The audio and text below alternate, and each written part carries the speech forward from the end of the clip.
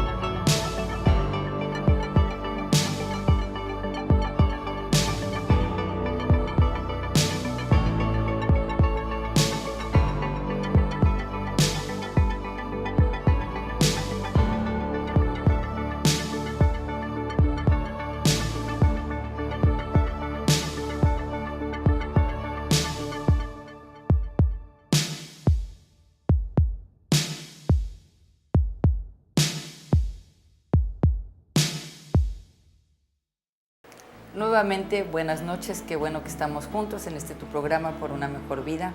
Como lo dije hace rato, vamos a tomar un tema verdaderamente de importancia para tu vida. Si tú vives en este estado de Texas, vamos a hablar sobre las dudas sobre asesoría legal en el estado de Texas. Y para eso tenemos el día de hoy al licenciado Manuel Díaz. Gracias, Manuel, por estar con nosotros. El licenciado Manuel Díaz, él tiene un doctorado en Derecho, él se graduó en el 2007, en SMU, y él también fue, tú has sido aceptado en la barra de abogados en Texas en 2007, si no tengo mal entendido, ¿verdad? Correcto, buenas noches y gracias por tenerme aquí. Sí, así es, obtuve mi doctorado en Derecho de la Universidad de SMU en el 2007 y ese mismo año me aceptaron para ejercer como abogado por medio de la barra de abogados de Texas. ¿Esto lleva algún proceso o a quién aceptan como abogado en esta barra? Es un proceso, uno tiene que primero tener o estar a punto de terminar el doctorado en Derecho y de ahí aplica para que pueda tomar el examen de la barra y después es un examen de 3 días en el cual cubre diferentes materias y si uno lo pasa, pues entonces ya tiene la cédula para ejercer como abogado en el estado de Texas. Bueno, pues qué interesante, eso nos da confianza de saber con quién estamos hablando el día de hoy, así que muchísimas gracias, sabemos que eres una persona muy ocupada, Manuel, y pues nos estás dando este tiempo. Pues quisiéramos saber algunos puntos que yo creo que todos los latinos en este estado se preguntan y mi primera pregunta sería, ¿el latino tiene derecho para votar aquí en el estado de Texas?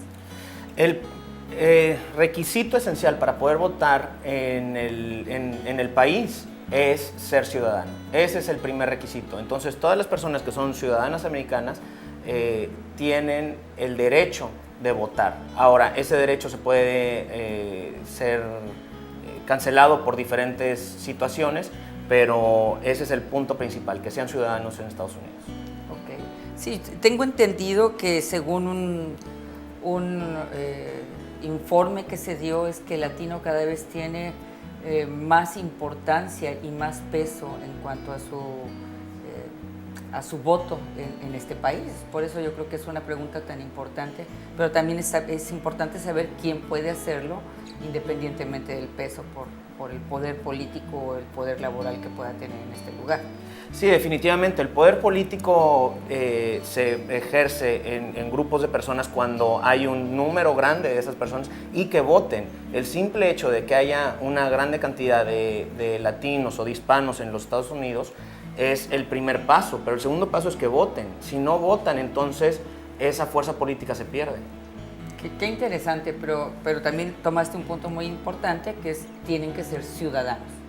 Sí, el requisito principal para poder votar es de que la persona sea ciudadano de los Estados Unidos. Entonces, para las personas que tienen aquí tiempo y que son residentes permanentes legales, esas personas no tienen el derecho a votar. Y si esas personas pueden pedir la solicitud para hacerse ciudadanos, hay muchas ventajas de la ciudadanía, incluyendo el derecho a votar. Así es. Mi pregunta iba enfocada porque tenemos próximas elecciones, el 4 de noviembre, elecciones de medio término. Bueno, pues espero que haya respondido para aquellos que se están preguntando si van a poder votar, pues ya con tu excelente respuesta podemos saber qué hacer. Me gustaría hacer alguna pregunta también sobre otros puntos importantes, sobre dudas que podrían tener en el área legal. ¿Qué pasa para una persona que está trabajando aquí cuando sufre algún accidente en el trabajo? ¿Qué hacer? El primer punto principal que hay que entender es de que todos nosotros tenemos derechos en los Estados Unidos, independientemente de nuestra situación migratoria. Entonces, para la persona que sufre una lesión, ya sea en el trabajo o en un accidente, esas personas tienen el derecho a recuperar por los daños ocasionados, por la pérdida de ingresos y por los daños emocionales. Entonces, independientemente de su situación migratoria. Y lo que siempre recomendamos es de que el primer paso es contactar a un abogado competente en esta área de derecho para que les pueda instruir en los siguientes pasos a tomar. Así es, tomas un punto muy importante porque generalmente creo que una de las dudas para nuestro público que nos está escuchando, nos está viendo, es que piensan que por no tener una cuestión migratoria en orden, si sufren un problema en el trabajo, algún accidente, no tienen derecho o tienen miedo de acudir a algún abogado.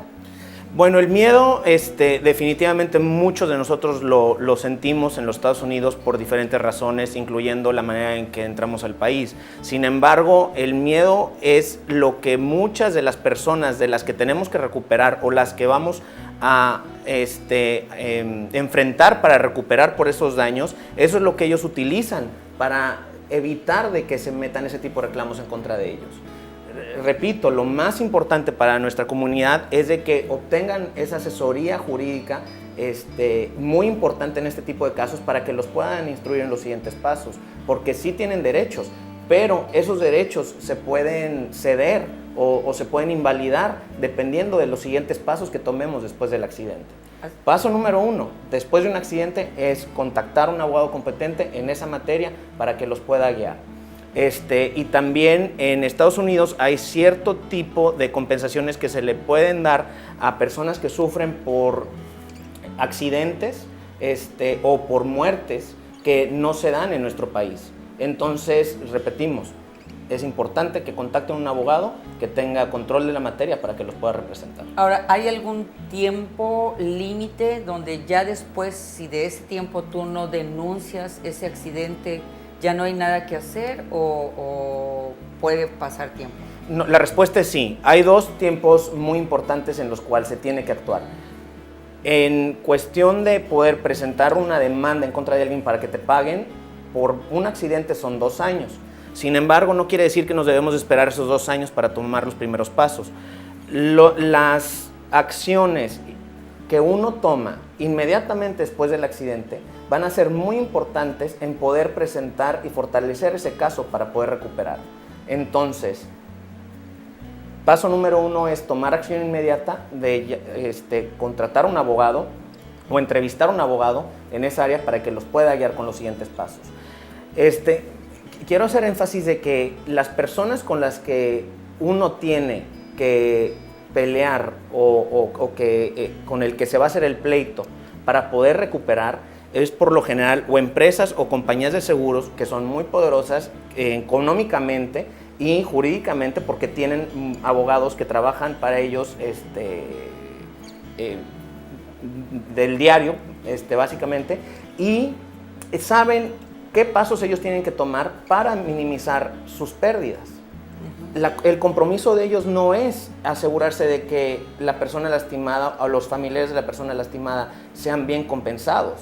Ellos no tienen ninguna obligación bajo la ley hasta que un juez lo otorga o hasta que esas personas acceden a eso. Por eso es sumamente importante que después de un accidente tomemos el teléfono para hablar con un abogado competente en esa materia, que él nos pueda guiar en los siguientes pasos a tomar.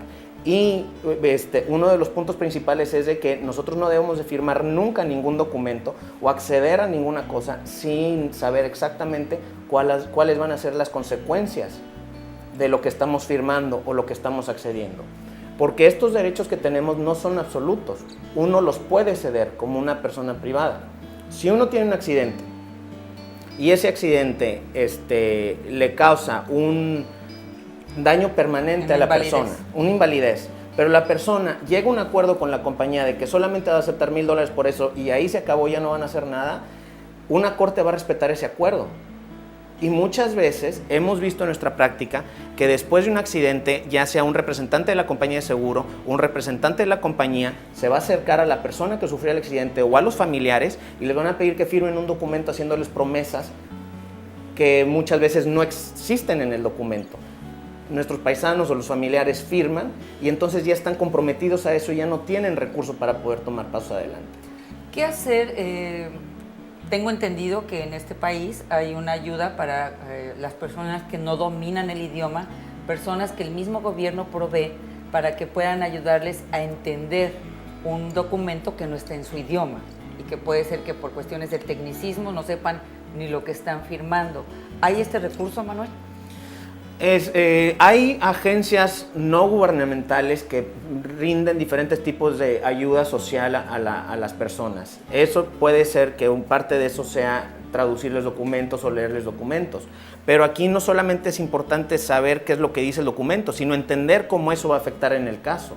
Entonces, en mi opinión, siempre es importante ir con un abogado que pueda no solamente explicar cuáles son los términos del documento que le están presentando, sino las consecuencias de firmar eso, que ese es el punto sumamente importante. Ok, y aquí este punto es una pregunta que creo que vale la pena hacer. ¿Cómo saber que estoy encontrando al abogado adecuado? Porque realmente cuando uno nunca ha tenido que enfrentar algún proceso legal, pues verdaderamente cuando lo tienes que presentar y te enfrentas a esto, te sientas apanicado, no sabes qué hacer. Todo el mundo te puede ofrecer o decir que es la mejor, la persona idónea, pero tú como cliente, ¿cómo saber qué es el abogado que tú necesitas? ¿Qué sería el perfil o cuáles serían los puntos que tú tenías que tener como un checklist para saber qué es el abogado adecuado para defenderte? Claro, pues yo recomiendo enfocar en 3 puntos diferentes. El punto número 1 es qué tipo de experiencia tiene ese abogado en llevar tu asunto. Un punto número 2 es la comunicación que el cliente va a tener con el abogado. Es sumamente importante para el cliente y para el abogado, para poder hacer una buena representación en el asunto, tener una buena comunicación con el cliente. Y una buena comunicación con el cliente no solamente significa de que puedas hablar con él por teléfono, sino que haya esa confianza y esa relación entre cliente y abogado que va a facilitar que se pueda representar bien y hacer todo lo que se necesita en el asunto. Y tercera, y un punto muy importante que en nuestra práctica lo vemos, es de que a la gente le preocupa lo de los honorarios. Entonces, tener un entendimiento muy claro de cuáles van a ser los honorarios del abogado por sus servicios y cuáles van a ser los términos de que se liquiden esos. Entonces, yo sugiero que cualquier persona que esté contratando o entrevistando a un abogado para contratarlo, tenga una respuesta clara a esos 3 puntos y que no solamente se enfoquen en el primer abogado que contactan. La persona que necesita un abogado tiene el derecho a entrevistarse con más de un abogado y yo lo recomiendo en todas las ocasiones. Cuando tú te entrevistas con un abogado, cada entrevista tiene un costo, me imagino, ¿verdad? Eso depende del despacho y depende del abogado. Hay despachos que no cobran la entrevista, hay despachos que cobran todas las entrevistas, entonces eso es uno de los puntos que se deben de aclarar al momento de hacer la cita. También yo creo que se tiene que aclarar el costo total del juicio. Bueno, el costo total del juicio es un punto que no siempre hay certeza sobre él al principio. Hay diferentes estructuras bajo las cuales se cobran los honorarios y las 3 principales es por resultado, o sea, de que la persona no tiene que desembolsar una cantidad de dinero, sino el abogado solamente recupera si el caso es exitoso. La segunda es un monto fijo. una cierta cantidad de dinero que el abogado te va a cobrar por lo que él tenga que hacer. Se predetermina y se puede dividir en diferentes pasos del proceso. Y la tercera, muy común, es de que se cobra por hora. Muchos clientes le tienen un poquito al cobrar por hora porque pierden o sienten que pierden el control sobre los honorarios. Pero cuál sea la manera correcta depende del tipo de asunto y depende de la relación entre cliente y abogado. Por eso es sumamente importante que se hable de eso a la primera consulta y haya un entendido claro entre el cliente y el abogado. Y yo siempre recomiendo que los clientes tengan un contrato por escrito, porque entonces ya queda en concreto cuáles son los términos de ambas partes en esa relación que es sumamente importante. Y nuevamente yo creo que en este punto es importante que tú entiendas lo que estás firmando como un contrato, ¿verdad? Es correcto, y muchas veces te lo pueden explicar ellos. Hay despachos como en el mío, que los contratos los hacemos en inglés y en español. Eso es porque quiero que nuestros clientes tengan toda la certeza de que saben lo que está en ese documento y saben cuál es el compromiso. Tal vez es un poco radical mi pregunta, pero ¿qué pasa en el caso de deceso, de muerte? Bueno, hay diferentes... Porque realmente es muy alto, fíjate, yo tengo una estadística donde dice que en extranjeros hubo 824 muertes en el año pasado. En el estado de California 145, en Texas 104, en Florida 86, en Nueva York 71. Esto forma el 59% de una población latina y de esa población latina el 39% fueron mexicanos. Así que estamos hablando de un número muy grande o un porcentaje muy grande de gente que tal vez no sabe qué hacer. En el caso de deceso, está enfrentando el dolor de la muerte de la persona y al mismo tiempo qué hacer, ¿verdad? Sí, un punto importante que aclarar es de que tengo entendido de que estas son estadísticas de casos donde la persona murió porque estuvo en el trabajo o fue un accidente. Así es. No fue por una muerte natural. No, fue por laboral. En el caso de que una persona muere por negligencia de ya sea el patrón o de otra persona, la familia del ser que falleció tiene el derecho de obtener una compensación monetaria por la pérdida que han sufrido.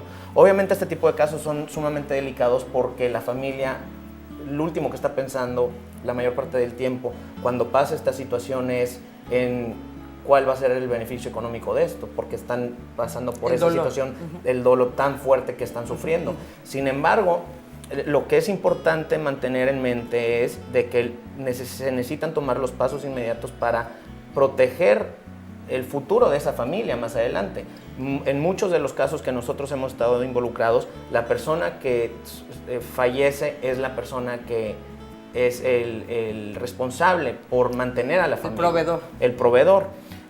Por eso es importante que se tomen los pasos necesarios para asegurar que se va a hacer un caso fuerte y proteger la información y los derechos de la persona, de los familiares en este caso, desde un principio. Entonces, lo más pronto que se pueda, los familiares que se comuniquen con un abogado que se especialista en este tipo de área para que ellos puedan empezar a ayudarlos en el proceso. Son procesos que tardan cierta cantidad de tiempo, pero entre más pronto se tome las acciones necesarias, la familia va a estar en mejor posición de tener un resultado exitoso. Nuevamente tendrían que seguir los pasos que tú comentaste para elegir un abogado y nuevamente la pregunta, ¿hay algún tiempo límite donde después de ese tiempo ya no pueden hacer nada? El tiempo límite son 2 años. Ok, también Sin embargo, cuando hay un deceso. Sí, el tiempo límite y eso se llama una fecha de prescripción. Okay. La fecha de prescripción depende del tipo de asuntos, pero para los que estamos hablando, que son accidentes y que son lesiones o muertes por negligencia de alguien más, cualquier caso que tenga que ver con negligencia, bajo el estado de Texas son 2 años, pero eso varía de estado por estado. Entonces, esos 2 años solamente aplican a casos de negligencia de Texas y siempre es recomendado que uno empiece a tomar los pasos necesarios inmediatamente porque el esperarnos hasta el último puede comprometer el caso. Ok, perfecto. ¿Qué sucede cuando es otra pregunta, perdón, voy a pasar a otro tema. pero queremos aprovecharte y queremos aprovechar Claro. el tiempo.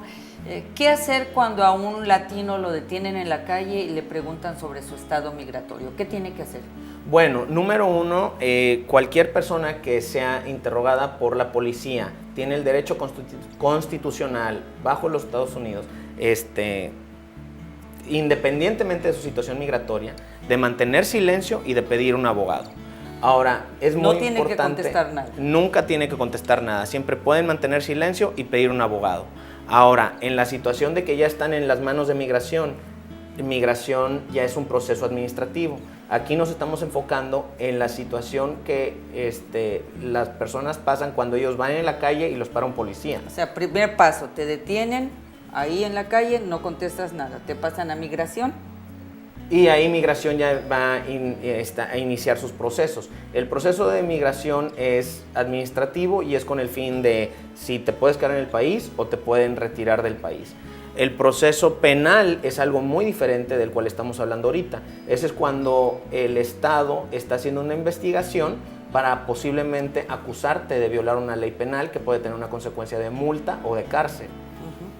En ese tipo de casos, independientemente de la situación migratoria, todos tenemos el derecho a mantener silencio y tenemos el derecho a pedir un abogado. Ok, sería en el primer paso, cuando te detienen. Es correcto. Y Ahora, muchas veces el primer paso, cuando solamente están pidiendo tu información, pues esa es información que el oficial tiene derecho a obtener. Pero aparte de eso, las personas pueden pedir un abogado y pueden pedir mantener silencio. Ok, perfecto. Bueno, pues espero que esto ayude, porque yo creo que es algo que es importante saberlo, Sí, ¿verdad? y otra cosa que va mano en mano con esto es entender la diferencia entre un arresto y una condena.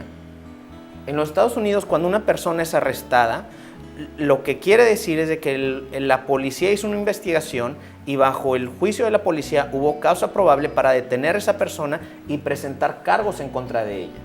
La determinación de que si la persona es culpable o no culpable se hace mucho más adelante ante un juzgado. Yo creo que lleva un proceso para Y llegar a lleva la completamente conclusión. un proceso. Entonces, si a una persona llegan a hacerle una investigación, recomendamos mantener silencio, pedir un abogado. Si lo llegan a arrestar en ese punto, pedimos involucrar al abogado para que el abogado pueda preparar y defender el caso. Aquí el punto importante es, un arresto no quiere decir que seas culpable. Un arresto no es lo mismo que una condena. Ok, eso es importante. Y hablando, Sumamente. bueno, ya de arresto, ¿qué es un DWI? Un DWI es una acusación de... el Estado está acusando a una persona de estar manejando mientras estaba intoxicado o embriagado. ¿Y qué sucede cuando sucede esto? Este es uno de los delitos más comunes que se ven en el estado de Texas y que aplican a gente de todo tipo de antecedentes, todo tipo de profesiones, y es sumamente común. Normalmente cuando estamos hablando de derecho penal siempre pensamos en gente que comete violaciones penales graves, de conspiración, de asesinato, etcétera, y uno tiene la idea de que pues una persona de una familia normal que trabaja nunca va a tocar ese tipo de asuntos. Esta es la excepción a eso. Este tipo de delito, bueno, el estado de Texas ha determinado de que una persona que está manejando en vía pública mientras está intoxicado comete el delito de un DWI, que es, las palabras son driving while intoxicated. Entonces, el estado debe comprobar que la persona estuvo intoxicada cuando estaba manejando, y la definición de intoxicación es de que la persona perdió el uso normal de sus facultades mentales o físicas por consumir alcohol o drogas, o que tiene una concentración de alcohol en la sangre de 0.08 o más alto. El caso común de un DWI es que la persona va manejando, la paran, le empiezan a hacer una serie de preguntas, le piden una prueba de aliento o de alcohol, la arrestan y después tenemos esa acusación en la corte. Este tipo de caso es, me estoy yendo a lo que comentábamos antes, si ellos no dan ningún tipo de evidencia que se pueda usar en contra de ellos, entonces podemos ganar el caso. Lo que recomendamos es no acceder a ninguna prueba, no dar prueba de alcohol o de sangre, mantener silencio y pedir al abogado. ¿Se puede negar a hacer la prueba? Siempre. Una persona se puede negar y ya, si el Estado tiene un orden de cateo, entonces la persona tiene que ceder. Pero inicialmente la persona tiene el derecho a rehusar tomar ese examen. Bueno, pues quisiera tomar los últimos minutos, el tiempo se nos está yendo volando, pero quiero tomar un tema que creo que es sumamente importante porque la violencia intrafamiliar existe en todo el mundo y en el estado de Texas no es la excepción. Y vemos que la población latina es una de las poblaciones con mayor incidencia de violencia intrafamiliar. ¿Qué podrías decirnos? ¿Qué se entiende bajo los términos legales como violencia intrafamiliar? Violencia intrafamiliar principalmente incluye un contacto físico indebido entre dos personas que tienen una relación de afinidad o de sangre, que son relacionadas padre, madre, hijo, etc. Sí, porque siempre pensamos que nada más esposo o esposa. Entonces no, esto aplica a cualquier persona que sea relacionada por sangre y extiende ese límite de marido y mujer.